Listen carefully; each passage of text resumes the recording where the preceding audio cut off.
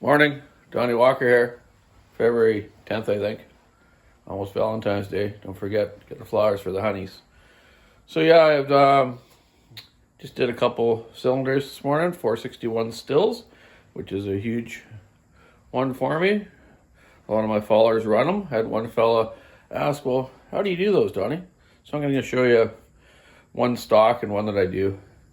I also had a few people asking me about my kart racing I've done for years, and if I still do it, and I do still do it. Let's just show you some of my engines from my kart engines, from old ones to newer ones. This engine here is a Yamaha KT100. We used to run a lot of those, big classes of those, 20, 30 in a class. This is a Pirella T75, made in Italy, real high revving, 18,000. A reed valve motor with a big Tilly carb on it.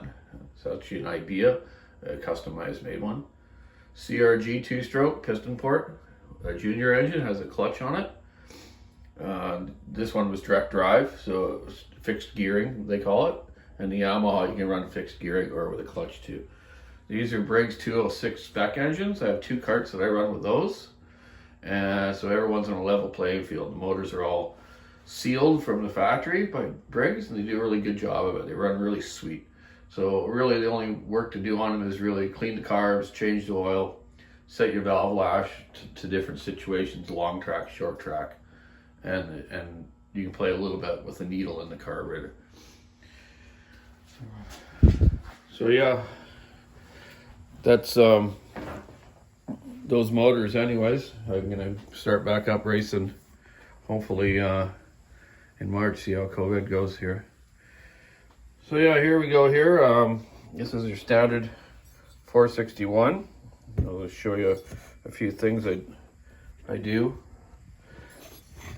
The intake of the 461, there's a real ramp in the bottom of the intake port. You can see that right there.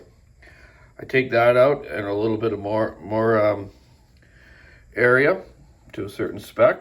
Then I clean it up a bit and I'll polish it up heavily. Just clean it all the edges up, as you can see between stock and the modified one. On these, I also clean the transfer ports up, enlarge them just a tad, and clean them up, match them up nice so they visually look decent. You don't have a flow chart or anything.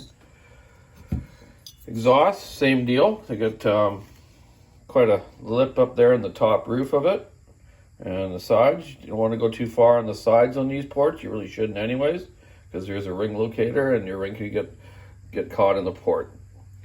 So I suggest if you are porting them, you just go up a little bit on the exhaust and then to a certain spec, and just clean it up. As you can see, this one mirror finish.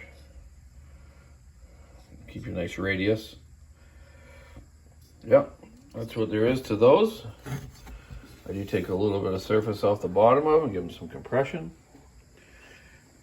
and take our pistons and clean them up, clean all the edges up, get them all chamfered nicely so there's no sharp little edges, and the oil sticks in a little better. So yeah, that's a 461. The piston will go with that cylinder. Take that back today and put it together and get it out to my logger buddy. He just wanted me to do a little video, which I think is kind of cool. And yeah, I got my 10 390s done yesterday for one customer. Gonna break them in today, run them in at the shop. And I'm gonna do, I've had a few guys ask me about carburation. Carburetors, lots of different varieties of them. You know, old school Tillotsons, adjustable type. This is off a 288 Husky. This is a Walbro. I believe this is off a 395. Yeah, WJ series. Good carburetor for the emissions too, but they work well. So I'm going to do a carburetor video of how the carburetor functions, how it gets its pulses, either from a pulse hose or a pulse inlet hole, and how the fuel gets sucked from the tank to the carburetor. Then the carburation as you open your butterfly and your pulse vacuum is pulling the fuel through with your metering diaphragm through your circuitry. So yeah, I'm gonna do that one night this week. I'm gonna bring a bunch of stuff here and prop it up nice and give you a really good rundown on that. Carburation is a huge thing on saws through the years. Not so much these days. Now we have electronic carburetors, fuel injected now, with our 500i, which is doing really well, running great out there. So yeah, but in the old days, yeah, carburetors were huge. You really had to be on them, tuning them right, rebuilding them right. So that way you guys not... Years ago we didn't have the carburetor compensators either, so a lot of the fallers that didn't understand the saws, the air filter starts to get plugged and it starts to run rich. So they start leaning the high speed out instead of cleaning the air filter. Bad boys. And they would seize the saw, especially with a long bar and the big wood. It runs really hot. So I try to adjust my carburetors for my logger friends perfect from the shop before they leave, so they're not going to have that problem. And a lot of my friends, if there is a little bit of problem, they'll bring the saw back and I'll just retune it again. They don't even want a screwdriver. They don't want to touch it.